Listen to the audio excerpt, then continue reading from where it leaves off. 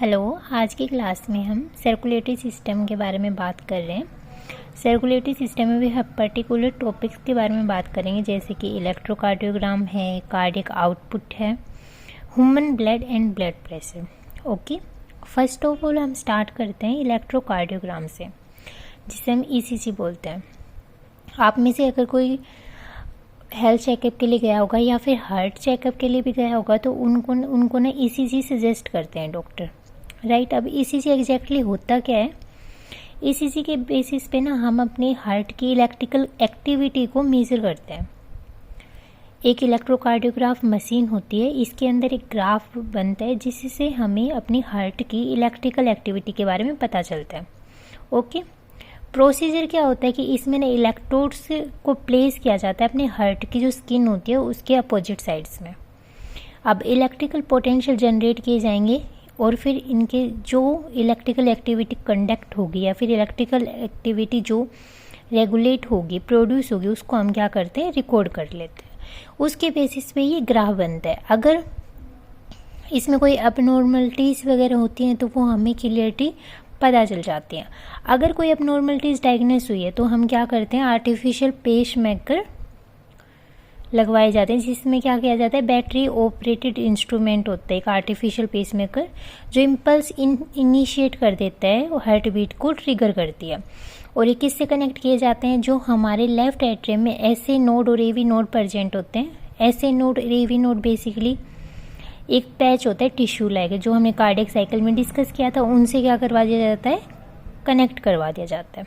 Okay, अब ECG में graph किस तरीके से बनता है? हमने कार्डियक साइकिल में 3 स्टेप्स पढ़ी थी, atrial systole, ventricular systole and atrial और वेंट्रिकुलर डायस्टोल, जिसे हम जॉइंट डायस्टोल बोलते हैं।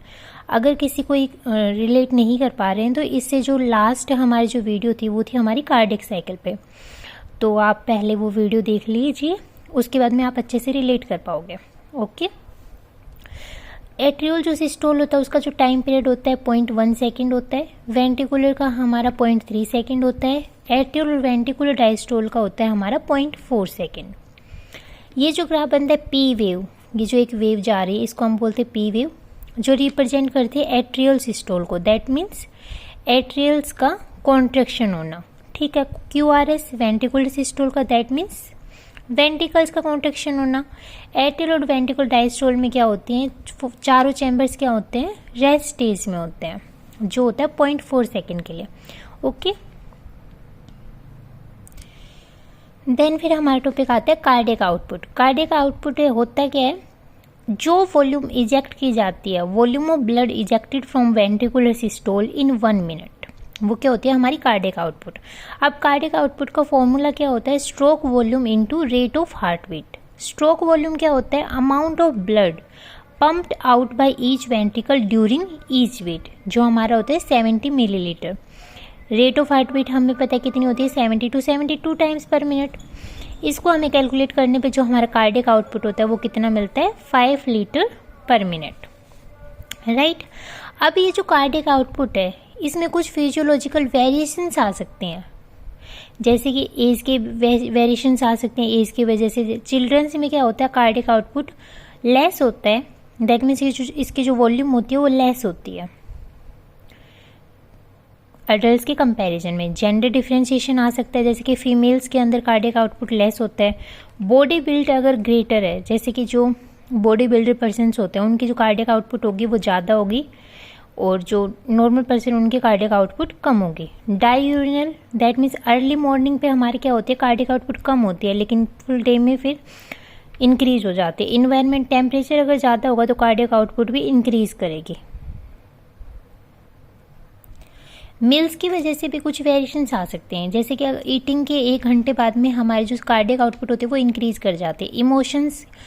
इमोशंस की वजह से कैटिकोल अमाइंस रिलीज होते हैं, जिसकी वजह से कार्डियक आउटपुट इंक्रीज हो जाती है। अगर हम हाई एल्टीट्यूड पे चले गए जहाँ पे हमें ऑक्सीजन की रिक्वायरमेंट ज़्यादा है तो हमारी क्या होती है, ब्रीथिंग रेट इंक्रीज हो जाती है। ब्रीथिंग रेट इंक्रीज हो जाएगी तो हमारी हार्ट बीट भी क्या होगी, इंक्रीज हो जाएगी। हार्ट बीट अगर इंक्रीज हो गई है तो उसकी वजह से क्या होता है, हमारी कार्डियक आउटपुट इंक्रीज हो जाएगी, और एक हार्मोन का रिलीजमेंट होता है जिसे हम रिलीज ऑफ एड्रेनलिन बोलते हैं। 3F हार्मोन भी बोल सकते हैं, फेयर फाइट फ्राइट। राइट। उसके बाद में पोस्चर के ऊपर भी डिपेंड करता है। प्रेगनेंसी में लेटर जो मंथ होते हैं जैसे कि 8-9 मंथ, उनमें क्या होती है, कार्डियक आउटपुट इंक्रीज हो जाती है। अब ये तो हमने देखी फिजियोलॉजिकल वेरिएशंस कार्डियक आउटपुट के रिगार्डिंग। अब कुछ पैथोलॉजिकल वेरिएशंस भी आते हैं, जैसे कि फीवर है, एनीमिया है, हाइपरथायरॉयडिज्म है। एनीमिया क्या होता है, हाइपोक्सिया इंक्रीज हो जाता है, दैट मीन्स ऑक्सीजन की रिक्वायरमेंट ज़्यादा हो जाएगी, ऑक्सीजन की कमी आ जाती है बॉडी में, राइट। अब इन केस में क्या हो जाता है, कार्डियक आउटपुट इंक्रीज हो जाएगी।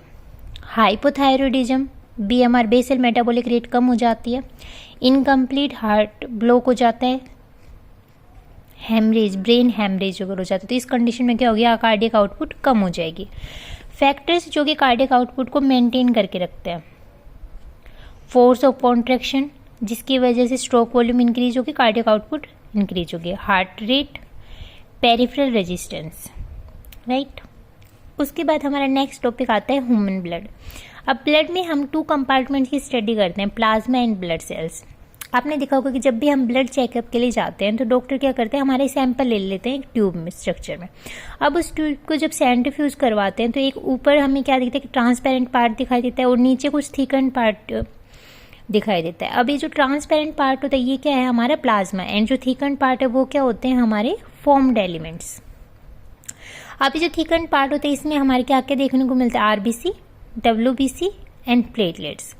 RBC is also known as erythrocytes, WBC is known as leukocytes and platelets is also known as thrombocytes, right? अब जो हमारी WBC होती है, ल्यूकोसाइट्स, फर्दर डिवाइड होती है on the basis of granules. Granules basically क्या है, एंजाइम्स, और एंजाइम्स अगर हम देखें तो कौन से एंजाइम्स होते हैं, ये हाइड्रोलाइटिक एंजाइम्स। इसके बेसिस पर 2 पार्ट्स में डिवाइड किया जाता है, एक होता है हमारा ग्रेनुलोसाइट एंड एक होता है agranulocyte. Granulocyte that means with granules and agranulocyte without granules. अब ये जो ग्रेनुलोसाइट्स होता है ये फर्दर स्टेनिंग डाई के बेसिस पर 3 पार्ट्स में डिवाइडेड होता है, neutrophil, basophil and eosinophil. And agranulocyte 2 parts में डिवाइडेड होता है, monocyte and lymphocyte. Lymphocyte further 2 parts में डिवाइडेड होता है, B lymphocyte and T lymphocyte, right. अब जब हम प्लाज्मा की कंपोजिशन देखते हैं तो प्लाज्मा में क्या होता है, वाटर 90 से 92% पार्ट क्या होगा, वाटर का होता है। रेस्ट जो 6 to 8% क्या होंगे, प्रोटीन्स होंगे, कुछ मिनरल्स होते हैं, राइट। अब प्रोटीन्स की अगर हम बात करें तो 3 प्रोटीन्स देखने को मिलते हैं प्लाज्मा में, कौन कौन से, फाइब्रिनोजेंस, ग्लोबुलिन्स एंड एल्बुलिन। फाइब्रिनोजेन एक हमारा क्लोटिंग फैक्टर होता है, ठीक है। ग्लोबुलिन हमारा डिफेंस, दैट मीन्स जो इम्यूनिटी प्रोड्यूस होती है। एल्बुमिन ओस्मोटिक बैलेंस करवाता है। मिनरल्स कौन कौन से होंगे, sodium, calcium, magnesium, bicarbonates and chloride, glucose, amino acids, lipids. अगर प्लाज्मा के अंदर fibrinogen that means clotting factor नहीं होगा, that plasma without the clotting factor is known as serum, right. Next बात आती है हमारे फॉर्म्ड एलिमेंट्स की। फॉर्म्ड एलिमेंट्स में भी हम सबसे पहले बात करते हैं RBC, that is erythrocytes. RBC बनने के प्रोसेस को हम क्या बोलते हैं, इथ्रोपोएसिस। सबसे ज्यादा आरबीसी ही होती है फॉर्म्ड एलिमेंट्स में। अब इसके अगर शेप और स्ट्रक्चर की बात करें तो कैसी होती है, इसकी जो शेप होती है डिस्क और बाइकॉनकेव होती है। न्यूक्लियस इसके अंदर एब्सेंट होता है और कोई सेल ऑर्गेनेल्स भी इसके अंदर प्रेजेंट नहीं होते। न्यूक्लियस एब्सेंट होता है इसलिए क्या कर, सेल डिवीजन नहीं कर सकता, राइट। अगर सेल डिवीजन कर सकता तो हमारी ये वाली कंडीशन कभी देखने को ही नहीं मिलती कि ब्लड की कमी आ रखी है, क्योंकि ये डिवीजन करता और अपने नंबर को रेप्लिकेट कर लेता। लेकिन ये ऐसा नहीं कर पाता। क्यों नहीं कर पाता, क्योंकि इसके अंदर न्यूक्लियस एब्सेंट होता है। अब इसके अंदर माइटोकॉन्ड्रिया भी एब्सेंट होता है। माइटोकॉन्ड्रिया एब्सेंट होने की वजह से ये अनएरोबिकली रेस्पायर करते हैं, दैट मीन्स ऑक्सीजन का यूज नहीं करते। इसीलिए जो आरबीसी होते हैं वो क्या करती है, गैसेस का ट्रांसफर करवाती है। अब इसके अंदर एक एंजाइम होता है कार्बोनिक एनहाइड्रेज, जो बेसिकली क्या करवाता है, कार्बन डाइऑक्साइड और वाटर की रिएक्शन करवा करके बाइकार्बोनेट आयंस की फॉर्मेशन करवा देता है, ठीक है। आरबीसी अब बनते कहाँ पे, बोन मैरो में। फंक्शन क्या होता है, haemoglobin of RBC play significant role in transport of gases. अब मेल के रेस्पेक्ट में जो हीमोग्लोबिन की अमाउंट होती है 13 to 16 ग्राम होती है, फीमेल के रेस्पेक्ट में 11 to 13 ग्राम होती है। RBC also transfer CO2 to tissue to lungs. Haemopoiesis का मतलब क्या होता है? Formation of blood, right. जब हीमोग्लोबिन की कंडीशन कम हो जाएगी, दैट मीन हीमोग्लोबिन के अमाउंट अगर कम हो जाते हैं, उस कंडीशन को हम क्या बोलते हैं? एनीमिया। न्यूट्रिशनल अगर एनीमिया हुआ है, उसमें क्या होगा? आयरन आयंस की कमी हो जाती है। एक होता है हमारा परनीशियस एनीमिया। इसमें क्या होता है? इनएडिक्वेट amount of vitamin B12 in the body which is needed for red blood regulation. Pernicious anaemia में विटामिन B12 की कमी आ जाती है हमारी बॉडी में, ठीक है। हीमोलाइटिक एनीमिया प्रोलोंग्ड मलेरिया की वजह से होता है। थैलासेमिया एक जेनेटिक डिसऑर्डर है जो क्रोमोसोम नंबर 16 में डिसऑर्डर की वजह से होता है। डिफेक्ट इन पॉलीपेप्टाइड चेन, जो साइज ऑफ आरबीसी डिक्रीज। अगर हम आरबीसी की एवरेज लाइफ स्पेन की बात करें तो वो कितनी होती है? 120 days. And graveyard of RBC is spleen. बनती कहाँ पे है? बोन मैरो में। एंड ग्रेवयार्ड कौन होता है? Spleen, right. देन हमारी आती है डब्ल्यूबीसी।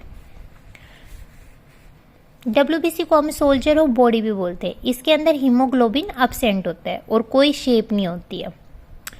नंबर की अगर हम बात करें तो आरबीसी की कंपैरेटिवली बहुत कम होती है। रेशियो अगर हम देखें, अगर हम इमेजिनरी कंडीशन में मान लें कि आरबीसी हमारे पास में 600 है तो डब्ल्यूबीसी 1 ही होगी। और ये ब्लड में कितनी डब्ल्यूबीसी प्रेजेंट होती है? 6000 to 8000। न्यूक्लियस क्या होता है? प्रेजेंट होता है। सेल ऑर्गेनल्स भी प्रेजेंट होते हैं। एमोबॉइड मूवमेंट शो करते हैं क्योंकि इसकी कोई शेप ही नहीं है, पर्टिकुलर कोई शेप नहीं है, राइट। डिजीज, अगर डब्ल्यूबीसी की अमाउंट कम हो गई है, ल्यूकोपेनिया। अगर इंक्रीज हो गई है, ल्यूकोसाइटोसिस। अगर बहुत ज़्यादा इंक्रीज हो गई है, ल्यूकेमिया। लाइफ स्पेन क्या होती है डब्ल्यूबीसी की? 3 to 4 डेज। 2 पार्ट्स में फर्दर डिवाइड होता है, agranulocytes and granulocytes. Agranulocytes जिसमें हम स्टडी करते हैं मोनोसाइट्स एंड लिम्फोसाइट्स की। लिम्फोसाइट्स क्या होते हैं? मोस्ट अबेंडेंट होते हैं। इनमें एंटीबॉडीज़ की फॉर्मेशन होते हैं। एंटीबॉडीज़ की अगर हम शेप की बात करें तो वो कैसी होती है? Y shaped. जो फर्दर डिवाइड होता है बी लिम्फोसाइट और टी लिम्फोसाइट में। बी लिम्फोसाइट बनता कहाँ पे है? बोन मैरो में। टी लिम्फोसाइट बनता कहाँ पे? बोन मैरो में। लेकिन इनमें डिफरेंस क्या होता है कि जो बी लिम्फोसाइट है वो मैच्योर भी बोन मैरो में होता है, लेकिन टी लिम्फोसाइट मैच्योर थाइमस में होता है, इसीलिए उसका नाम टी लिम्फोसाइट है एंड इसका नाम बी लिम्फोसाइट है। बी लिम्फोसाइट में न्यूट्रलाइजिंग फैक्टर्स प्रेजेंट होते हैं। दैट मीन्स ये क्या कर देता है? एंटीजन के इफेक्ट को न्यूट्रलाइज कर देता है। और बी लिम्फोसाइट्स को हम मेमोरी सेल्स भी बोलते हैं। टी लिम्फोसाइट 3 पार्ट्स में प्रेजेंट होता है, cytotoxic, T helper and T suppressor. ये डायरेक्टली क्या करते हैं? इनगल्फ कर लेते हैं एंटीजन को, राइट। पूरा का पूरा उसको किल कर देते हैं। फिर हमारे आते हैं ग्रेनुलोसाइट्स, इसमें एक ग्रेनुलोसाइट्स में फिर सेकंड आएगा हमारा मोनोसाइट्स, जो क्या होते हैं? Large leucocytes, amoeboid movement show करते हैं। जब मोनोसाइट टिश्यू के अंदर एंटर कर जाते हैं तो ये मैक्रोफेजिस में कन्वर्ट हो जाते हैं। अब मैक्रोफेजिस क्या है? फैगोसाइटिक नेचर में, ठीक है। उसके बाद में बात आती है ग्रेनुलोसाइट। ग्रेनुलोसाइट में हम स्टडी करते हैं, इसको फर्दर डिवाइड करते हैं स्टेनिंग के बेसिस पे 3 पार्ट्स में, इजेनोफिल, बेसोफिल एंड न्यूट्रोफिल। इजेनोफिल हमारी एक लोकल इन्फेक्शन एलर्जिक रिएक्शन है जो कि अस्थमा में इंक्रीज हो जाती है। इसमें स्टेन किया जाता है इओसिन डाई, जो कि एक एसिडिक डाई है और ये हेल्प करती है ब्लड क्लॉट को डिजोल्व होने में, ठीक है। सेकंड आता है हमारा बेसोफिल, जो एक बेसिक डाई है। हीमोजाइलिन डाई से इसको स्टेन करवाया जाता है। ये ब्लड के अंदर 1% प्रेजेंट होती है। सेरोटोनिन, हिपेरिन एंड हिस्टामाइन को रिलीज करती है। हिपेरिन एक एंटी क्लोटिंग फैक्टर है। Neutrophil first line of defence, और ये ब्लड में 60 to 65% प्रेजेंट होती है। Neutral dye, neutral dye methylene blue से इसको क्या करवाया जाता है? स्टेनिंग करवाई जाती है और ये फैगोसाइटिक प्रोसेस होती है, राइट। उसके बाद आते हैं हमारी प्लेटलेट्स। प्लेटलेट्स सबसे स्मॉलेस्ट होती हैं फॉर्म्ड एलिमेंट्स में। शेप इसकी कैसी होती है? राउंडेड और ओवल डिस्क, लेकिन न्यूक्लियस इसके अंदर भी अब्सेंट होता है। आरबीसी में भी हमने क्या देखा था कि न्यूक्लियस अब्सेंट होता है, और प्लेटलेट्स में भी क्या होगा? न्यूक्लियस अब्सेंट होता है। ये कोई स्पेशल सेल से प्रोड्यूस की जाती है। कौन सी सेल से? बोन मैरो सेल से। फंक्शन क्या होता है प्लेटलेट्स का? ब्लड क्लोटिंग का। अगर नंबर ऑफ प्लेटलेट्स में रिडक्शन हो जाएगा तो क्या हो जाएगी? थ्रोम्बोसाइटोपेनिया डिजीज हो जाता है। Leads to excessive loss of blood from body. इससे क्या हो जाएगा? बॉडी से एक्सेसिव लॉस हो जाएगा ब्लड का, क्योंकि ये क्या कर रहा है? ब्लड को क्लोट करने का काम करता है। अगर इसकी कमी आ जाएगी तो ब्लड क्लोट नहीं होगा और ब्लीडिंग डिजीज हो जाएगा जो होता है परप्यूरा। और डेंगू में भी हम क्या देखते हैं कि प्लेटलेट्स का नंबर डिक्रीज हो जाता है, राइट। ये हमारे टॉपिक्स हो गए आज के। एक बार रिवाइज कर लेते हैं क्या क्या टॉपिक पढ़े हैं हमने। सबसे पहले पढ़ा ईसीजी। ईसीजी में क्या होता है? इलेक्ट्रिकल एक्टिविटी मेजर की जाती है हार्ट की इलेक्ट्रोकार्डियोग्राफ मशीन से। बेसिकली इसमें क्या होता है कि हार्ट के अपोजिट साइड स्किन पर इलेक्ट्रोड्स को प्लेस करवा दिया जाता है और फिर इलेक्ट्रिकल एक्टिविटी को मेजर करते हैं। अगर कोई एबनॉर्मलिटीज डायग्नोस की जाती है तो आर्टिफिशियल पेसमेकर का यूज़ किया जाएगा, जिसमें उनको कनेक्ट कर दिया जाता है एसए नोड और एवी नोड से। इसी में हमने 3 वेव्स के बारे में स्टडी की थी, P wave, QRS and T wave. P wave represent करती है एट्रियल सिस्टोल को, क्यूआरएस वेंट्रिकुलर सिस्टोल को एंड टी जॉइंट डायस्टोल को, राइट। देन फिर हमने पढ़ा कार्डियक आउटपुट। कार्डियक आउटपुट क्या होता है? Blood ejected from ventricular systole. Stroke volume into rate of heart beat. Stroke volume हमारी होती है 70 millilitre and rate of heart beat 72। Cardiac output हमारी होगी 5 लीटर पर मिनट।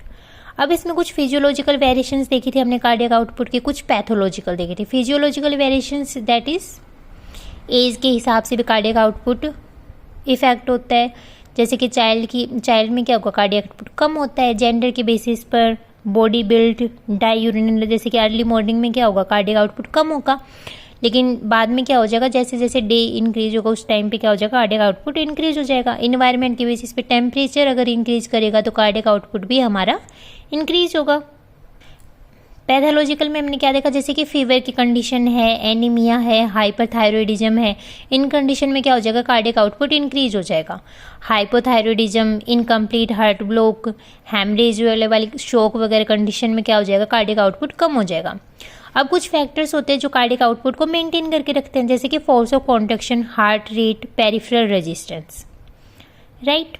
इसके बाद में हमने स्टडी की थी ह्यूमन ब्लड की। अब ह्यूमन ब्लड में 2 पार्ट्स प्रेजेंट होते हैं, plasma and blood cells. Plasma हमारे क्या होता है? जो ट्रांसपेरेंट पार्ट होता है, और दूसरा हमारे होते हैं फॉर्म्ड एलिमेंट्स, जो थिकन पार्ट होता है। फॉर्म्ड एलिमेंट्स की अगर हम बात करें तो क्या क्या होते हैं? RBC, WBC and platelets. WBC हमारे फर्दर डिवाइड होता है एंजाइम्स की प्रेजेंस के बेसिस पे ग्रेनुलोसाइट और एग्रेनुलोसाइट। ग्रेनुलोसाइट हमारा फर्दर डिवाइड होता है स्टैंडिंग डाई के बेसिस पर न्यूट्रोफिल, बेसोफिल एंड इजेनोफिल। एक ग्रेनुलोसाइट इसी तरीके से 2 पार्ट्स में डिवाइड होता है, मोनोसाइट एंड लिम्फोसाइट्स। लिम्फोसाइट हमारी होते हैं B lymphocyte and T lymphocyte. Plasma basically क्या होता है? ट्रांसपेरेंट पार्ट होता है, राइट। अब इसके अंदर हमने देखा था कि 90 से 92% पार्ट वाटर का होता है, 6 to 8% पार्ट क्या होते हैं? प्रोटीन्स होते हैं, और कुछ क्या होंगे इसके अंदर? मिनरल्स जैसे कि सोडियम, कैल्शियम, मैग्नीशियम, राइट। और प्रोटीन्स कौन से होते हैं? Fibrinogen, globulin, albumin. फिब्रिनोजन एक क्लोटिंग फैक्टर है, ग्लोबुलिन इम्यूनिटी के लिए एंड एल्बुमिन हमारा होता है ऑस्मोटिक बैलेंस के लिए। Plasma without clotting factor is known as serum. उसके बाद में बात करते हैं हम आरबीसी की। आरबीसी की कोई भी पर्टिकुलर शेप नहीं होती है, बाइकॉनकेव होती है। न्यूक्लियस और सेल ऑर्गेनल्स इसके अंदर एब्सेंट होते हैं। माइटोकॉन्ड्रिया एब्सेंट होने की वजह से ये अनएरोबिकली रेस्पिरेशन करती है और ये गैसेस का एक्सचेंज करती है। कार्बोनिक एनहाइड्रेज एंजाइम प्रेजेंट होता है। हीमोग्लोबिन इंपॉर्टेंट रोल प्ले करता है। मेल के केसेस में हीमोग्लोबिन होता है 15 to 16 ग्राम, फीमेल के केसेस में कम होता है 11 to 13 ग्राम। आरबीसी की अगर हम लाइफ स्पेन की बात करें तो 120 डेज होती है। Graveyard of RBC is spleen. बनती कहाँ पे है? बोन मैरो में।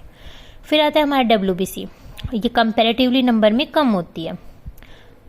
Neutrophil, neutral dye, methylene blue, basophil basic dye, haematoxylin, eosinophil, eosin dye, acidic dye. Monocyte enter करने पे, टिश्यू में एंटर करने पे मैक्रोफेज में कन्वर्ट हो जाता है, जो एक फैगोसाइटिक है नेचर में। Lymphocyte, B lymphocyte and T lymphocyte. B lymphocyte memory cells होती हैं हमारी। T lymphocyte cytotoxic cell, suppressor cell, helper cell. फिर आते हैं हमारी प्लेटलेट्स, थ्रोम्बोसाइट, जो क्या करती है, ब्लड को क्लोट करने का काम करती है, राइट।